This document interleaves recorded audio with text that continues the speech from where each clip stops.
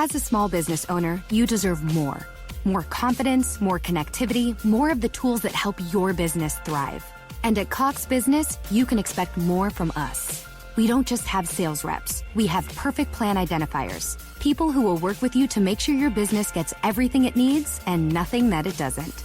Your business deserves more, and that's why you can expect more from Cox Business. Call 800-526-8572 to switch today. There's nothing more predictable in life than the unexpected. Lightning will always strike. Hail will fall on roofs. Fortunately, there's AAA. AAA has been helping members stay prepared for over 100 years. So when unusual storms, fallen debris, or sudden leaks happen, you'll be covered. Check, check, and check. Get the home and auto insurance you need by talking with a AAA insurance agent today. Visit AAA.com/insurance or stop by your local AAA store.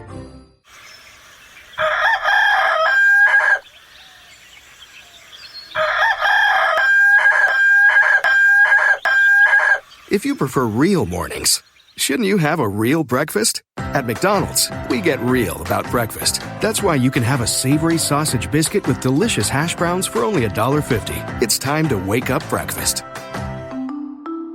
Single item at regular price. Prices and participation may vary. Cannot be combined with any other offer or combo meal.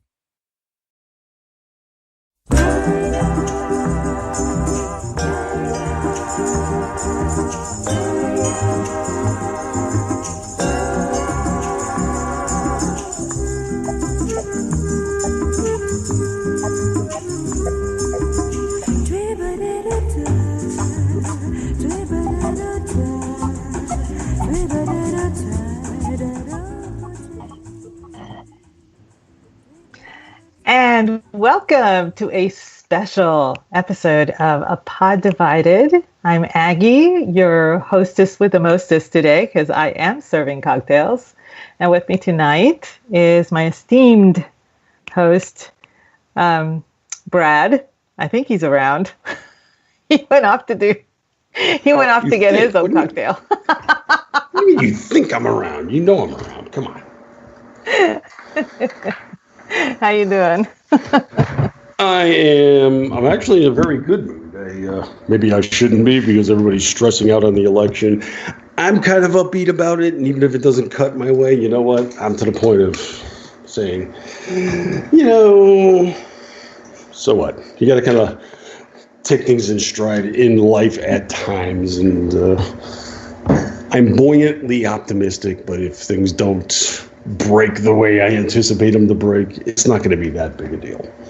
Maybe. I had to actually dial down my anxiety, and my anxiety was mostly about how my family is going to take it, because as you know, a lot of my extended family is in Puerto Rico, and they tend to be left-leaning, to put it mildly. And so, one of the things that they've been really wanting is a Democrat president, so that the president can then make plans to make Puerto Rico a state. And, it's always fun to try and educate my family saying that's not the way it works. But, Do they not grasp that whole gambit is basically using them for party purposes? It's not like to benefit them. No, but in a way it does benefit them, because a lot of them get welfare, and they don't see that changing. And unfortunately for them, the way a state works when it comes to federal aid to people is completely different from the way it works with a territory. So I think they would be quite surprised to see a lot of changes, and they would not like these changes. And I try to educate them. I try to tell them, look, you really don't want this, and this is the reason why. And all I get back is from, well, you really don't know. I'm like, I'm the only one reading in this stuff, okay? I'm the only one that's actually looking this shit up, so I can tell you what's going on. But whatever. Not my circus, not my monkeys. I don't live there anymore. Exactly, but that's the way it is. I'm in a house divided myself. I'm basically a pariah within my own county as well, because where I live is so deeply blue that you would think I'm a Marlin based on my environment. But I know where it's at. I know where to go. I've got some conservative enclaves I can go to and find commensurate minds in which I can feel at least some level of sanity while we're drinking ourselves insane like I'm doing tonight. Well, we're drinking for a special occasion, though. And that's not the election either. We are. So. Yes, we have other deeply serious things in mind. Extremely.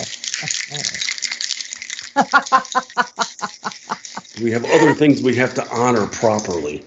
Cocktail shaker, nice. Yes, tonight's episode is going to be devoted to the most excellent, the late, the great Sean Connery. Yes, Sean Connery. Thank you. I was waiting for that. Oh yeah.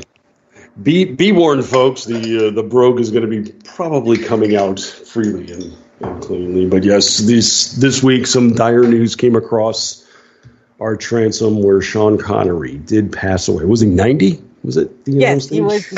Wow. He was 90 and didn't look a day over 65. I mean, seriously, the guy took care of himself. He kind of wore it well. I'll give him that much. Connery's the kind of guy that women love and men are jealous of because he gets away with it. Yes, this is true. This is true. And, it's funny because he always had this air of being such a tough guy and menacing and everything.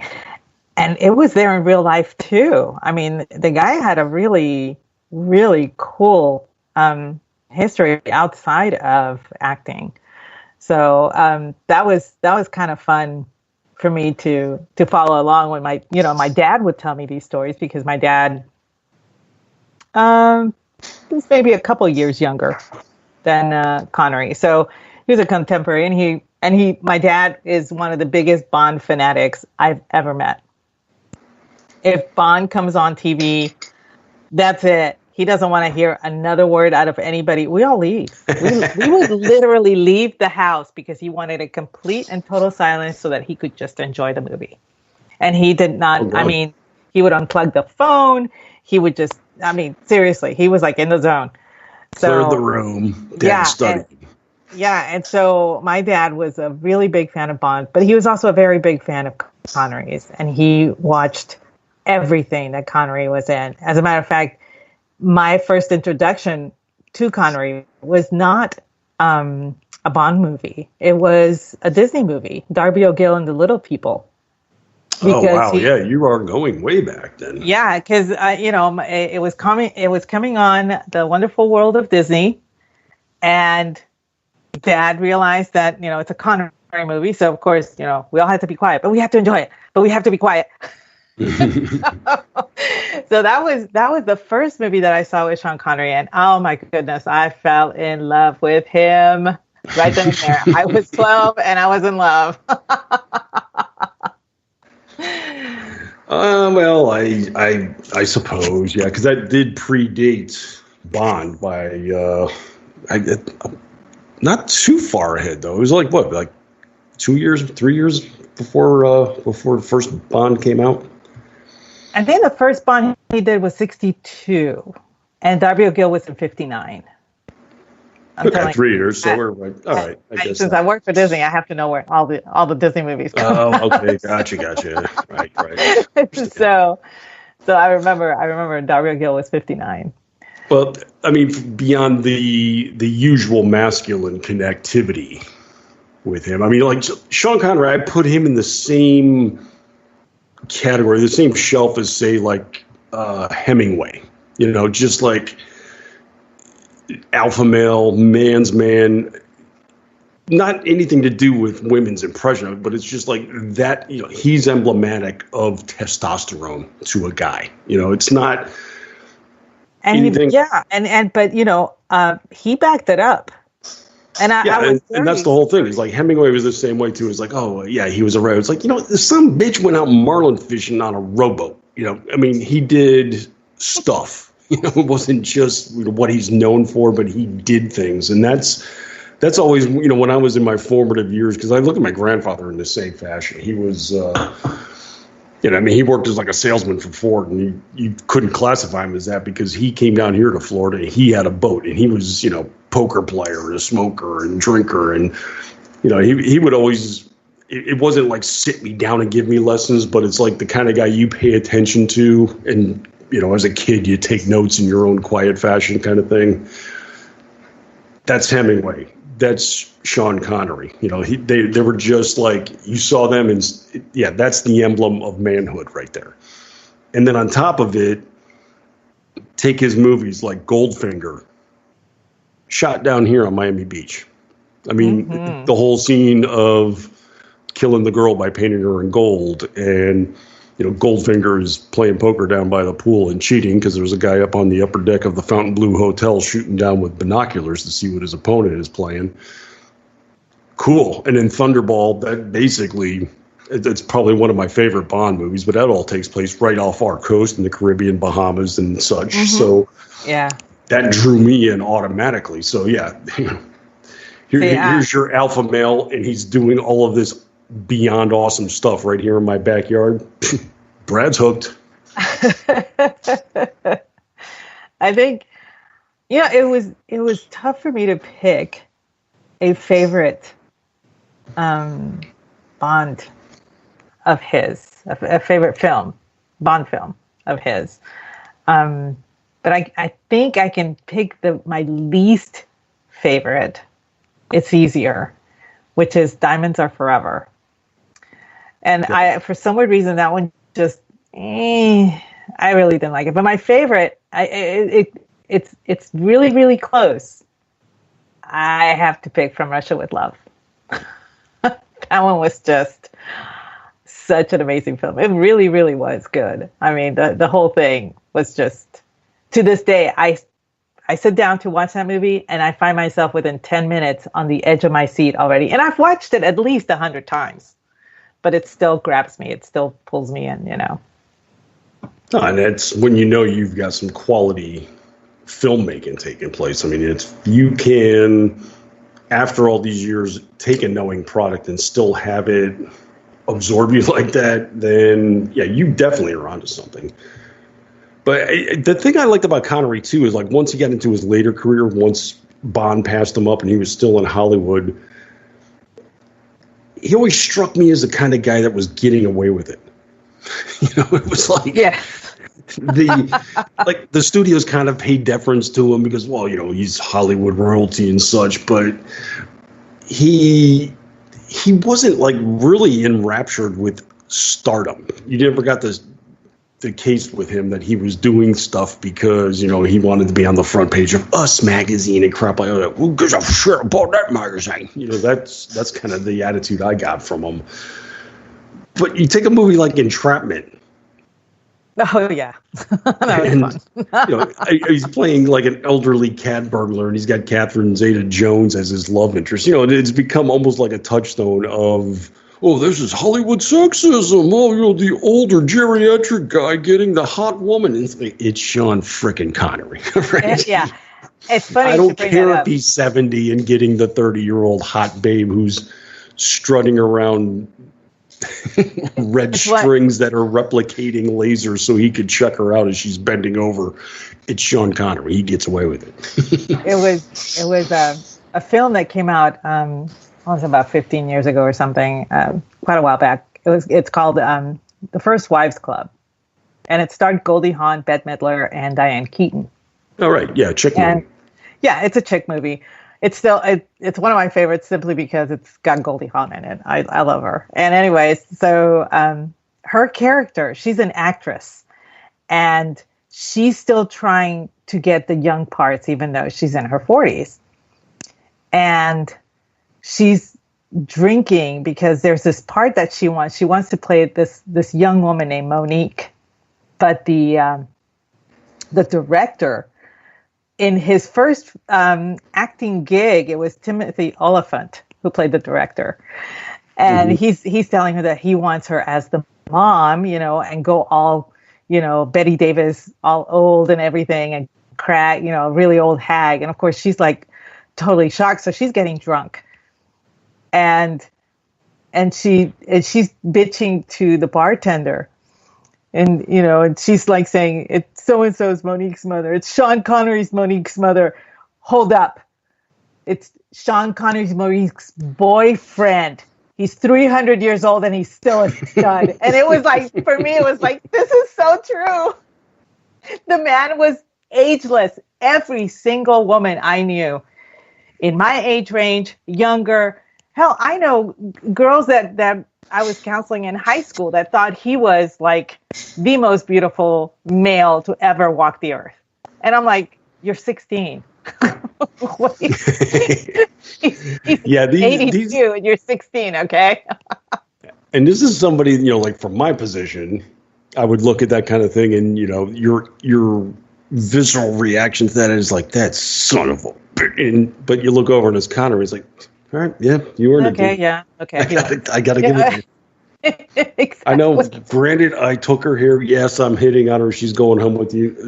All right, I get it. It's just, that's the way to, and like another example of him getting away with it, one of his biggest movies, Hunt for Red October. Oh, yes. Great. That was, completely, perfectly well done action war movie. He's a Russian sub-commander. He didn't even make the first attempt at a Russian accent. Oh, no.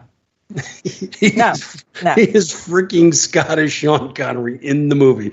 I mean, he's like on the bridge. He's like, Captain, give me one ping. It's like, what the hell part of Moscow are you from? It was, everybody else had one, like Sam Neill, Tim Curry. Like everybody had one. The character players are like hurting themselves trying to come up with the accent. He's just like, fuck it, I'm driving the boat. It's mine. I'm Sean Connery. I haven't you seen? At my age, I don't do accents, Sean. You could just piss off. And he could actually do a pretty fair Spanish accent, but even the brogue would come out, in Highlander, yes, it's going to come out. And I did not care. I'm sorry, I did not care. Here's this man with a ponytail wearing the most outlandish Spanish outfit and pearl earrings, and I'm like, he is mine. But I mean, the thing is too, though, he knew that voice was him because I mean, some of his other roles, The Untouchables. I mean, he was a character actor. It was supposedly not his movie, but when he was on screen, it was like F it. The camera just like was a magnet. Boom. And it was like Kevin Costner's turning to him and it's like, I need your help. And he's like, listen, you want to do it the right way? They put one of yours in the hospital, you put one of theirs in the morgue. They pull a gun. It's just that's the way he did. That's the Chicago way. And it's like, dude, wow. You're supposed to be Irish, but I'm on board, They pull a knife, you pull a gun. That's the way it's done. And damn, okay. It was, he had chops though too, because like in Indiana Jones, he was comedic in that movie. Oh, yeah. Indiana Jones' father. I was like, where did this come from? I never saw that side of him. And it was like all of a sudden, he played it kind of straight, but was just he had all the punchlines in The Last Crusade. And it was, the best one, he keeps calling him Junior. Yeah, come here, Junior. What are we going to go do now? It's like, that's not my name. And what was that one scene where the woman even says, like, what, why do you call him that? He's like, Henry Jones. He's like, no, Junior. Like, no, he's like, I like Indiana. No, we named the dog Indiana. That was just hilarious when he cut the hero of a franchise down to nothing with just one line. So that was awesome. I think my favorite part was like, I didn't trust her. Why did you? It's like, well, how did you know? It's like, well, she talks in her sleep. And Indiana looks at him, excuse me? And he just kind of smiles and whatever. And I was like, ooh. But it was like, But, you know, it did work out in that movie too, because there were so many times when, like, I mean, Indiana Jones is just this rakish hero for all these franchises, and every time he's in the scene with his dad, who plays prim and proper, but at the same time, like, completely cut him off at the nuts. Like, there was a time when they were chasing the Nazis, and he takes his dad's umbrella, shoves it in the motorcycle. The guy goes cartwheeling 30 feet in the air, and Indiana's like, and he looks at his dad, and his dad just cuts him with a look, and he's like, okay. And it's just like, wow.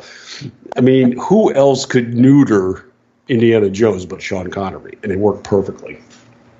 That's so true. He was fabulous in that role. And I remember, you brought up Kevin Costner, and I remember, Robin Hood, Prince of Thieves, when it came out. I was living in Irving, just outside of Dallas, and my girlfriend from college, she and I were roommates, and we went to see it because we heard a rumor that Sean Connery was going to be in this movie. It had not been disclosed, but I worked for Suncoast Motion Picture Company, and we heard the rumor, and so I told her, and she's like, well, then we got to go. And I was like, well, it's got eye candy. I mean, Kevin Costner's in it, and some dude named, Alan, what's his name? But so we went, and oh my gosh, dude, every single woman screamed when Sean Connery appeared as King Richard. Seriously, it was just, we all squealed and everything, and you could see, and I was looking around because you could see some of the guys' faces from the light from the film, and they were like, why are you screaming? Like, because it's fucking Sean Connery. Well, just look at it this way. He's in, Last Crusade with him. He's next to Kevin Costner. He's in Hunt for Red October next to Alec Baldwin. These are like the swarthy leading men, the handsome dudes. These are the A-list guys, and they shrivel when they're on screen with Connery. And Connery doesn't do much. It's not like he's overacting and drawing attention to himself. He could just cut his eyes. He could make a sly line. He could do something else, and he'll just completely neuter who he's on screen with, because he just it was even more than charisma. It was just, something purely male coming through. And it's like, oh yeah, you're a pretty boy, all right. And that was all it would take, just a small line, a cutting look, and that's it. He owned the screen. And that even transcends movie star. It's not like these guys, does. Like trying so much to be charismatic and own the cameras. Like, he can walk on set and everyone's just like, ooh, it's just, he's got a gravity about him. It's to me, he's on par with the late Christopher Lee in that respect. Christopher Lee had such an amazing life outside of his acting career, and a lot of people don't know, but the same thing with Sean Connery. I mean, the dude was a bodybuilder for a time. He delivered milk for time. He was a babysitter for an actress while he was trying to make it big. I mean, he would do almost any kind of job or while he was trying to break into the business. But what a lot of people don't know is that he actually had a run-in with a mobster.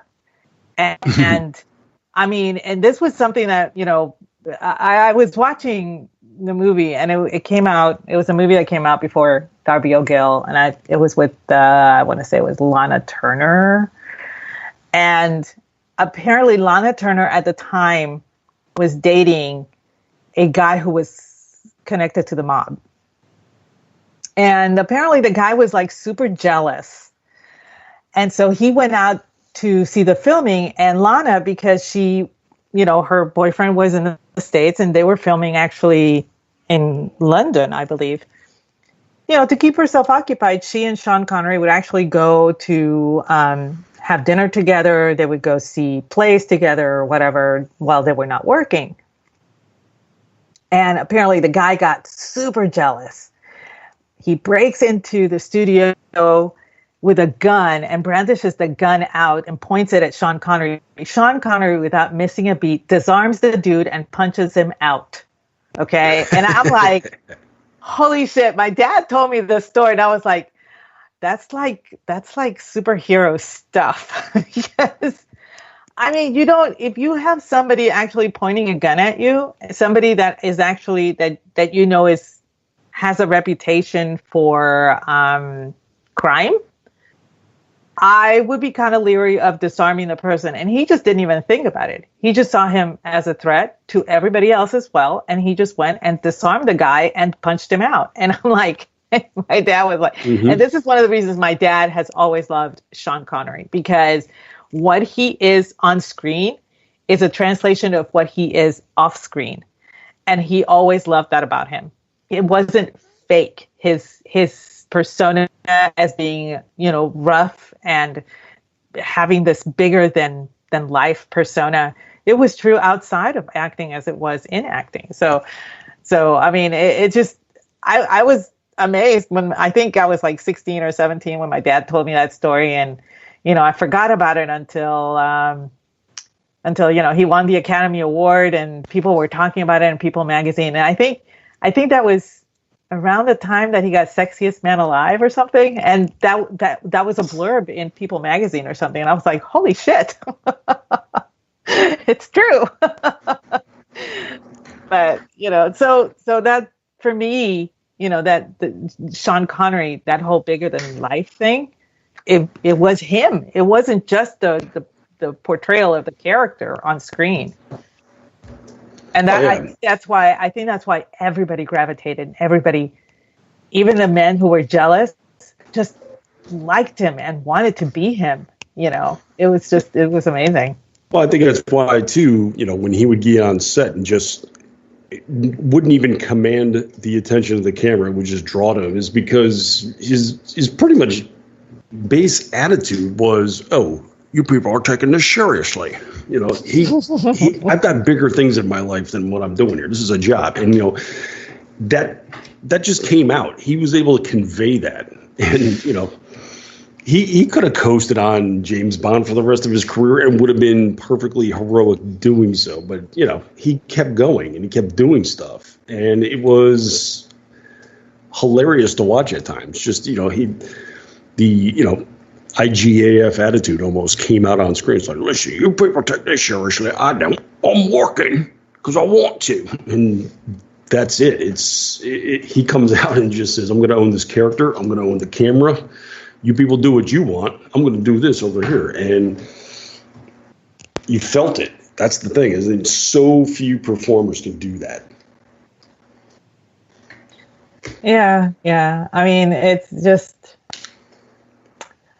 I'm sitting here and I'm just revisiting my favorite scenes, in my head and everything, and I'm like, but there were some scenes that I could have gone all my life without. when he did The Avengers, which was the film based on the Diana Rigg TV show. And there's a scene that it just cracks me up, and to this day, and it was supposed to be serious. He's apparently the bad guy in this movie, and he walks in and he's wearing a teddy bear suit, and everybody at the conference table is also wearing these teddy bear suits or something. I don't know, but he's specifically a teddy bear suit, and I'm like, I cannot take this seriously. I just can't. Well, if that were his low watermark in cinema, I'm sure he would love to accept it. Except back in the 1970s, there was a little gem called Zardoz. Hey. That man made over-the-knee boots and diapers look cool, and I will die on that hill, okay? Look, I think we've established I love the guy. I'm going to stop a little short of saying he made that look cool. Well, it's funny, and, and I trying mean, to think of any other man that could actually get away with doing something like this. I can't. okay. Mostly because they would say no. Yeah, and I'm going to go on a limb here and say he did not get away with it. No. Like, nobody's celebrating this movie. I mean, this was a John Boorman movie. That's what cracks me up the most. Well, not the most, but this is a serious Hollywood director. I mean, Boorman was like, 70s royalty back then.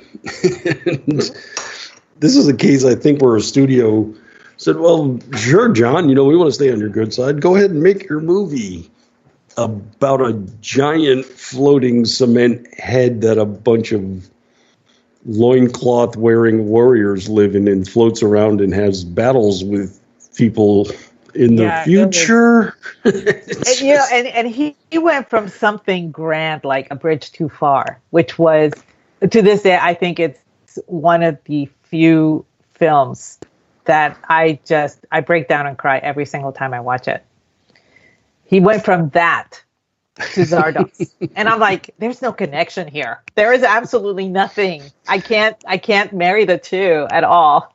I can only suggest that there were mind-altering substances involved. I just can't pinpoint which. Because this thing is... This is one of the most famous Hollywood fiascos. It was a mankini. He was wearing a mankini. Yes. This is Borat in the 70s, but done serious with a straight face, is what it comes down to. I mean, they'll put it this way. I mean, I've got my bad movie show, and I have a collection of novelizations of bad movies based on original scripts. Mm-hmm. My prized possession on the two shelves here is Zardoz. I'm jealous. I'm beyond jealous that you actually have a novelization of Zardoz.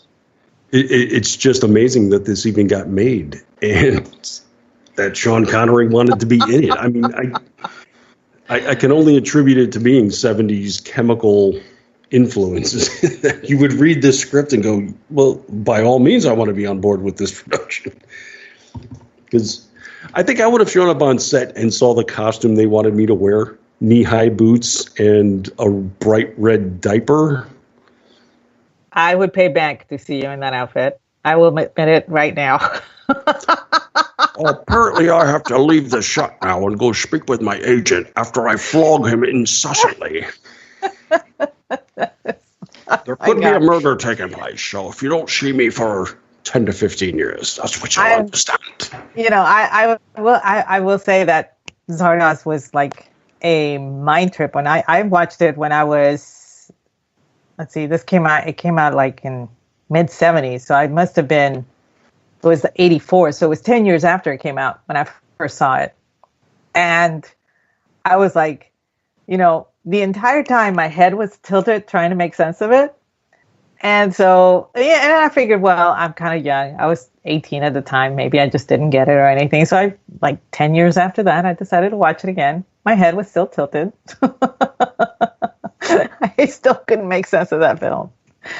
So, but it's kind of cool that you have a novelization of it. That's a really cool prized possession to have. Well, yeah, I mean, in so much as this collection of mine can be deemed prize-worthy, I'll put it to you this way. Outside of my podcast partner, Paul Young, I don't know that there's too many other people that would be striving to possess any of these books, let alone the novelization of Zardoz. But, this is me. Like, when I went on eBay and was like, wait, this is available? Wait, I can get this? Wait, I can win? That level of excitement. And anybody else on the planet would have been like, the F are you talking about? What?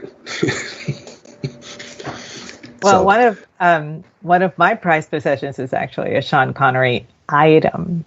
And it's one that I got while working at Suncoast. Whenever a film was coming out on video, we would get promotional items.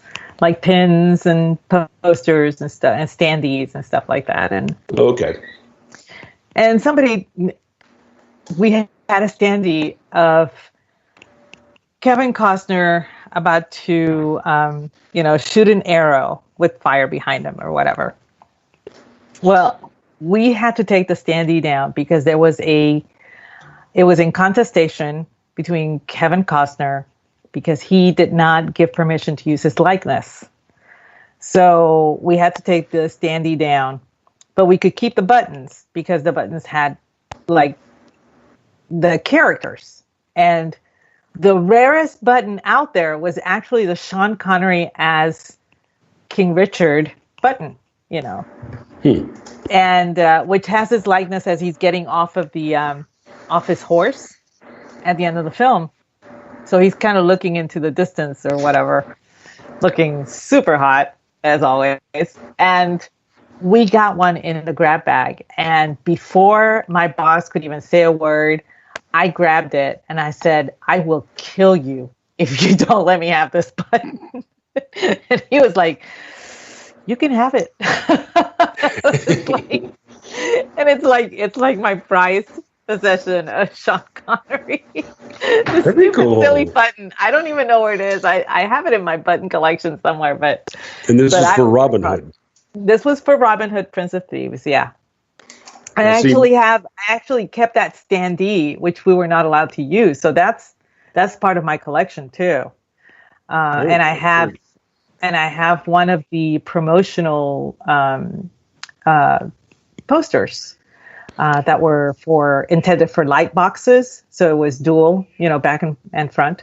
Right. So that's kind of cool. But the only thing with Sean Connery's face on it is that little button, and I almost maimed my boss to get it. Not ashamed. That was a really weird movie in promotional side of things because this was a major Hollywood release. I mean, it wasn't, it was. This is like a summer blockbuster, but yeah, there was a lot of that funny celebrity rights connected to it. Weirdly enough. And the reason for that, Costner did the same kind of thing. Yeah, the reason for that, Costner had just gotten the Academy Award for Dances with Wolves. And so he was really, really tired, but he owed Kevin Reynolds this role, And so basically Kevin Costner just walks through the role. I mean, there's no British accent. There's no, I believe he did swim naked for the role, did he not? Well, I don't know if it was his backside that I saw, but whatever. If some people are into that, whatever. So, whoever had that backside, it was quite nice at the time. But yeah, so he was. There was a lot, and that wasn't the only film that was having issues with merchandising. That was in that time frame. I believe there was an issue with Aladdin as well. That's why Robin Williams did not return for The Return of Jafar, because he was paid scale, as almost everybody that lends its voice to a Disney character, they get paid scale at the time. They were, voice actors. Mm-hmm. So they didn't get a lot of money, but they were using his likeness to promote the film, and that was not in the contract. So he actually sued about that, and that's why he didn't return to do the second film. But he was back for the third because they had settled. So, well, I mean, just a side component to all that too with Prince of Thieves, they went so far as to produce a breakfast cereal for the movie, but Costner wouldn't allow his image to be used for it. So they had to have like a painted version of Robin Hood on the front box of the cereal. Yeah, it was quite ridiculous. But no, more ridiculous than that was the fact that the cereal was in the shape of an arrow. Yes. It had, the little point at the end, and it had the feathers at the back until it got into milk. Because once the cereal got soaked with milk and swelled up a little bit, it no longer resembled an arrow, but really was something a little more phallic in nature.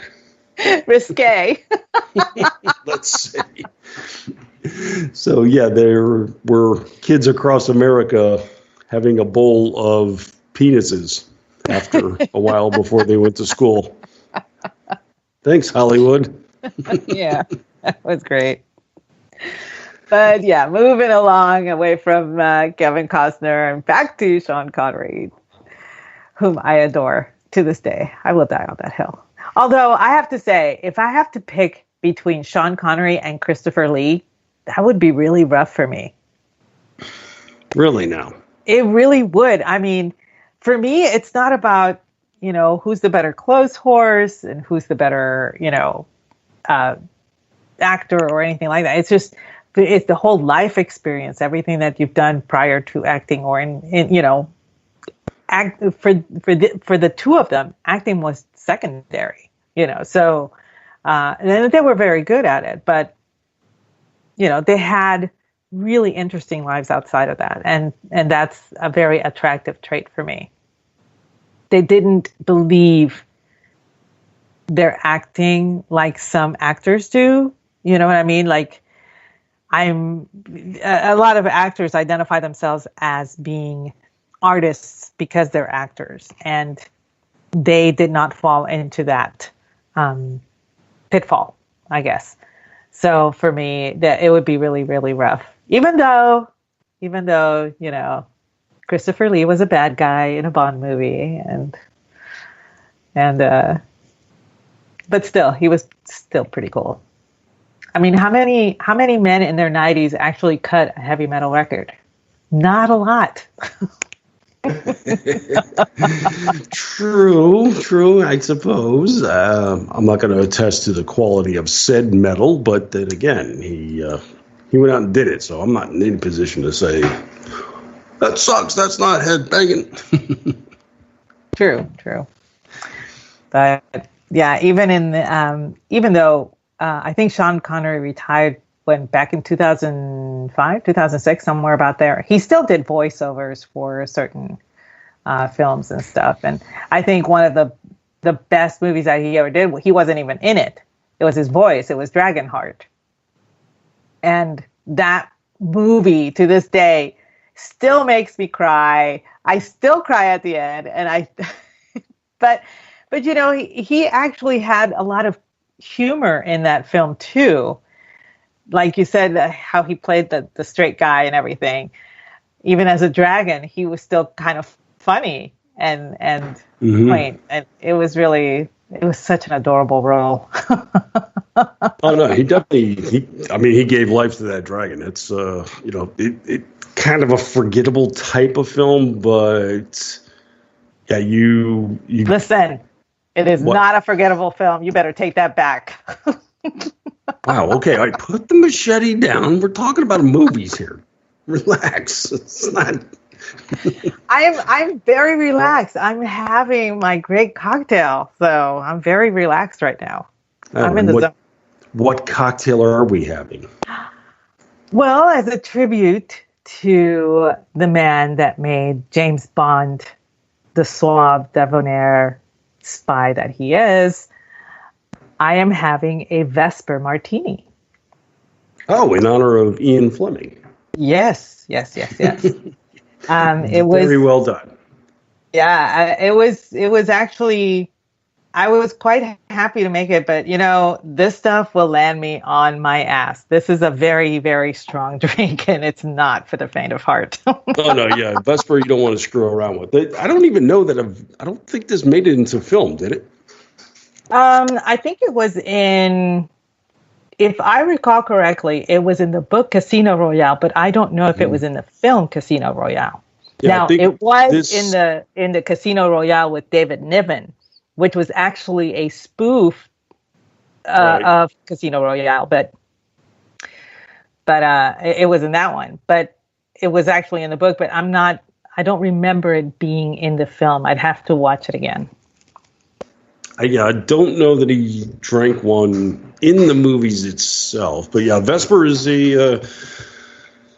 that one you can't mess around with. It's a you're looking at gin, you're looking at vodka, and on top of that, you're adding more. So you're not exactly having and it's not a 1-to-1. It's 3 measures of gin, dry gin, and a measure of vodka, and then half a measure of the Lillet Blanc, which is a wine aperitif. Yeah. And then the only thing that offsets that is a little thin derivative. Yeah, and then the only thing that offsets that is like a lemon peel. So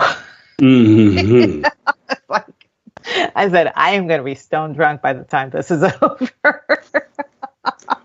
Well, it's really funny is, a couple of years ago we went out on a cruise because I hate myself and love my family, so I went along with them and such, and we actually left port just before a hurricane came into Florida, so we were actually stuck out at sea extra days. Like I had extra cruise days.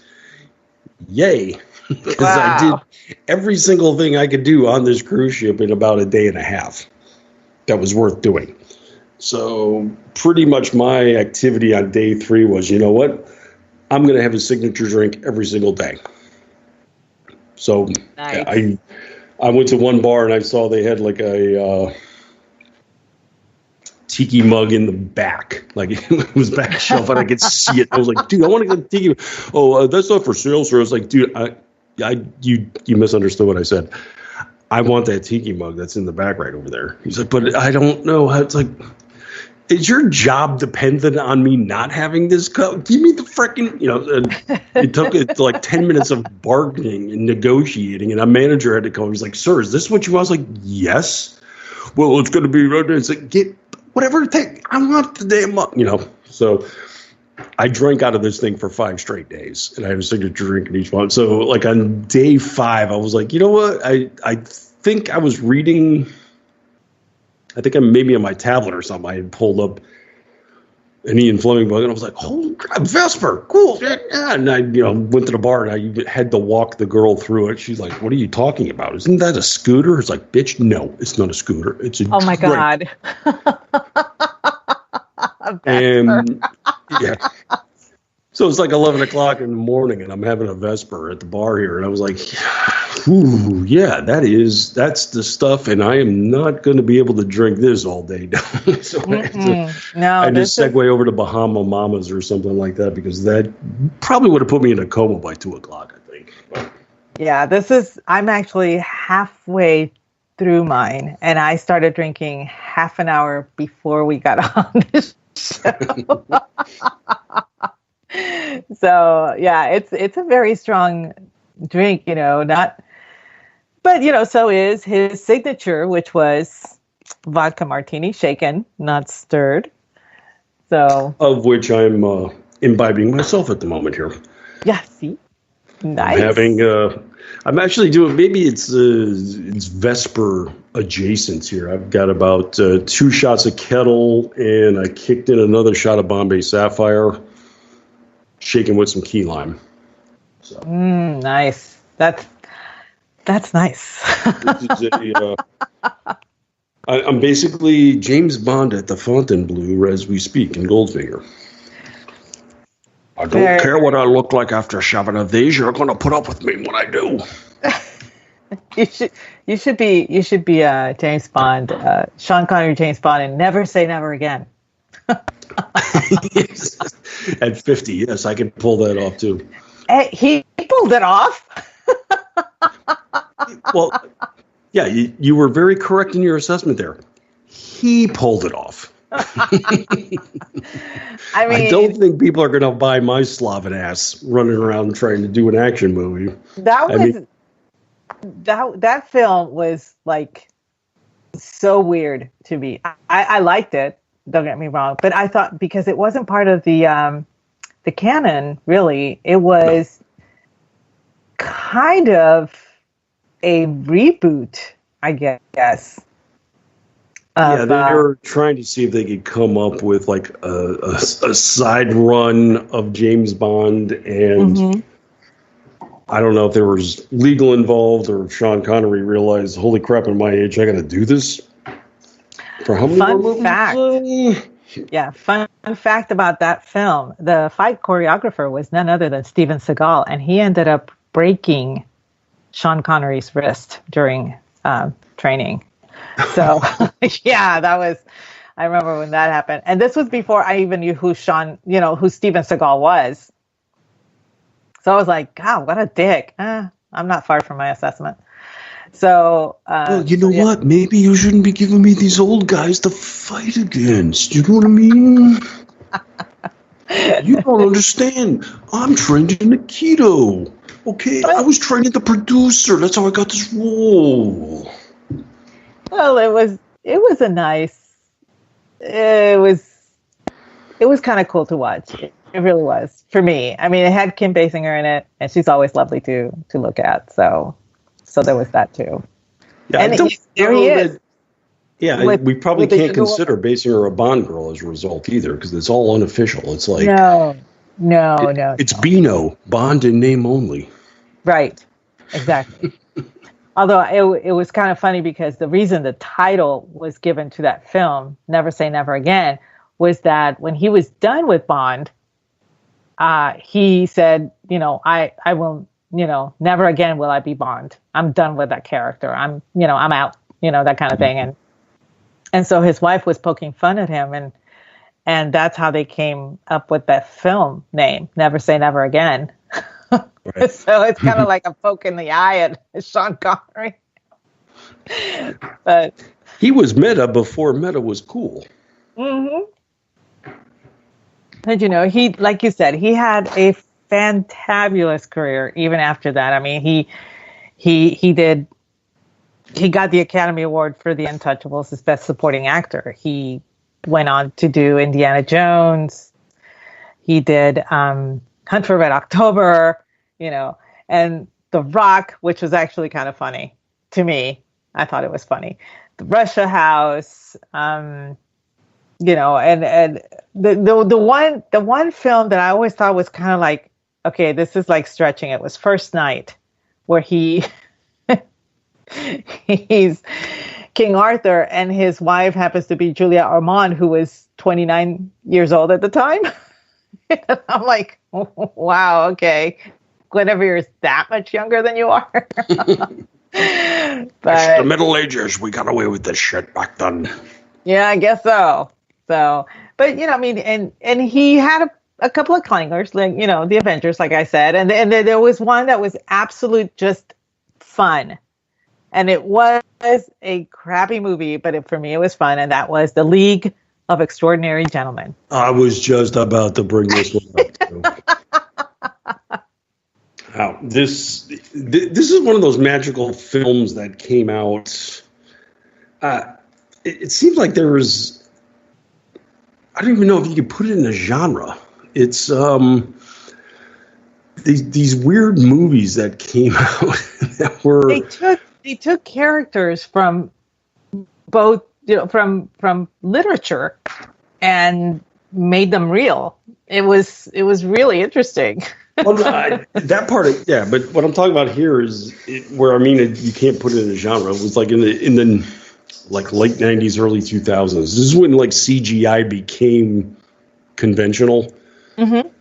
And they basically said, "Oh, yeah, we could do this crap," and so they did, and it's almost like the Jurassic Park line. Yeah, you went out and you thought you went ahead and said that you could do this, but you never thought should you do this? They belched out these movies that were just CGI intensive without a script. Yeah, I put this in the exact like. They all have kind of a same feel to it. Like everything takes place when it's overcast, if you notice. Like this guy is always gloomy because that could hide so much of the error in the digital, like Van Helsing and the Underworld movies and things of this nature, where you need to have bizarre ass creatures doing bizarre ass things and make them look as realistic as possible. F it all if we have any kind of story to tell, though, and that's what League of Extraordinary Gentlemen was like too. It's like everything takes place either at night or in overcast skies, We got a bunch of people doing stuff. Movie. Okay.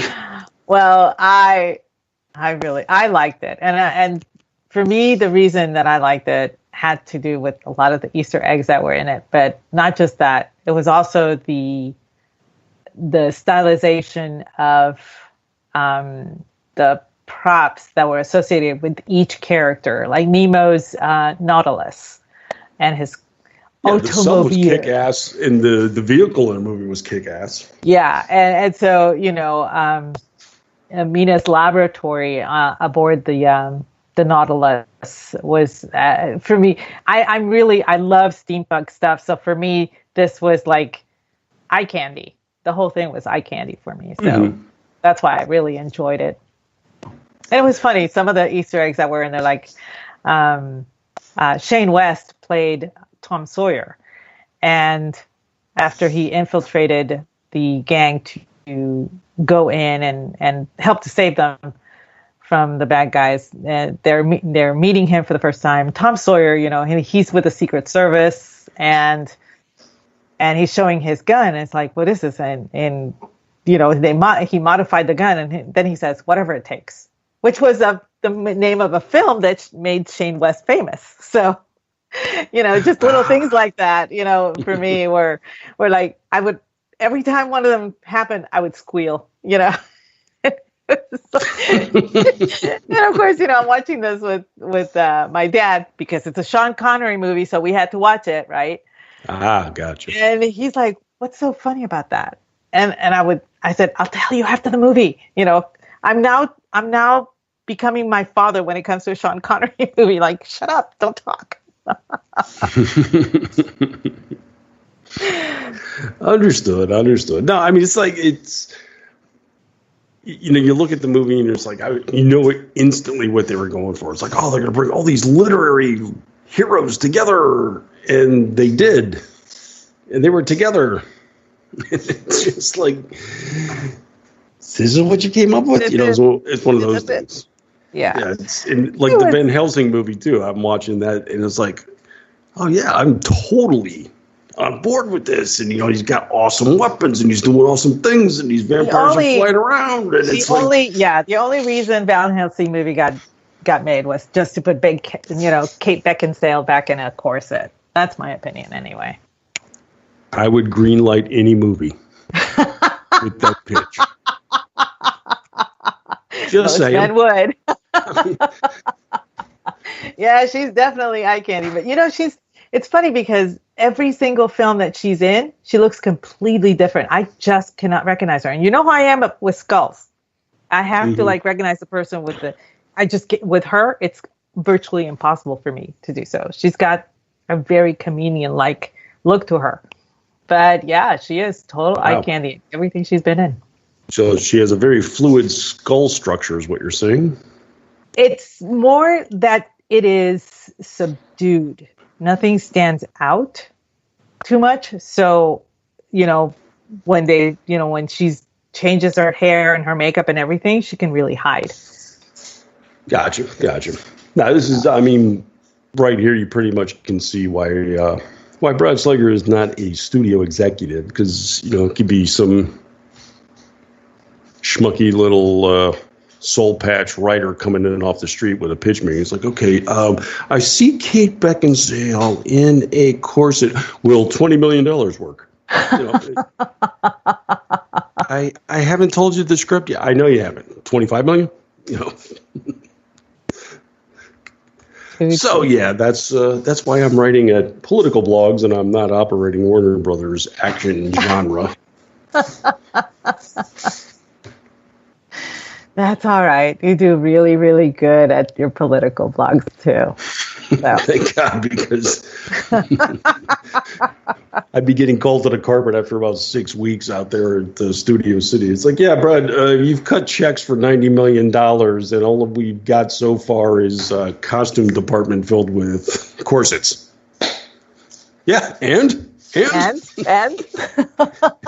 We're going to need your credentials, please. But yeah, so hey, it's almost 8:30. We've been at this for about an hour. I see this now. Yes, I said that we could totally do Sean Connery, talking about Sean Connery for an hour. Well, I mean, we're talking about it. I mean, the cat's got almost 100 movies under his belt, and you and I have been slugging Vespers and martinis. So yeah, of course we could wax philosophic about this guy for a good hour. So I'm not shocked. Too funny. It was a lot of fun reminiscing our most fun Sean Connery. I can't even think of the word. I am so sauced. Oh, no. It's the man's had an auspicious career. In fact, he would probably warrant about 3 or 4 episodes. So tune in December for part 5 on our Sean Connery honorary. Oh, yeah, definitely. I could talk about Sean Connery all day. I mean, this is the man that wasn't just sexiest man alive. He was sexiest man of the century. And he's the only one to hold that title until the end of this century, if People magazine is still around. So that's saying a lot. I mean, he beat out a lot of young people in 1999 to be the sexiest man of the century. That's saying quite a lot about Sean Connery. I mean, well, he is thought he was. He is going to be hearing from the estate of Fatty Arbuckle. Let me just say. Oof. You have to expand now. You realize this. Fatty Arbuckle is the sexiest man of the century, damn it. Oh, man. That, we could do a whole show on Fatty Arbuckle and the whole scandal and the murder and all that crap. It would have to be KLRN After Dark. Totally. All right. So we're coming to a close. So where can we find you, Brad? Well, if you're not at your local post office and seeing my picture on the wall there, you can also come and find my work. I'm over at Town Hall. I'm over at Red State. I'm at Twitchy frequently as well. And every Thursday evening, I'm here at KLRN.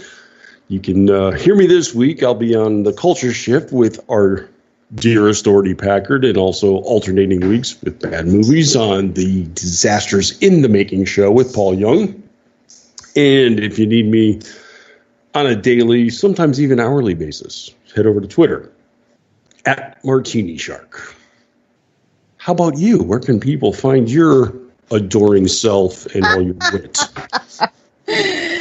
Well, you can find me on Twitter at Aggie Rican or at my cocktail account, where I shall be in a few minutes posting my cocktail recipe at Aggie the Barkeep. You can also find me here Tuesdays, usually at 9 p.m. Eastern, with my esteemed co-host Brad doing a Pod Divided, or on Fridays at 8:30 Eastern with my other co-host Mickey doing He Said, She Said.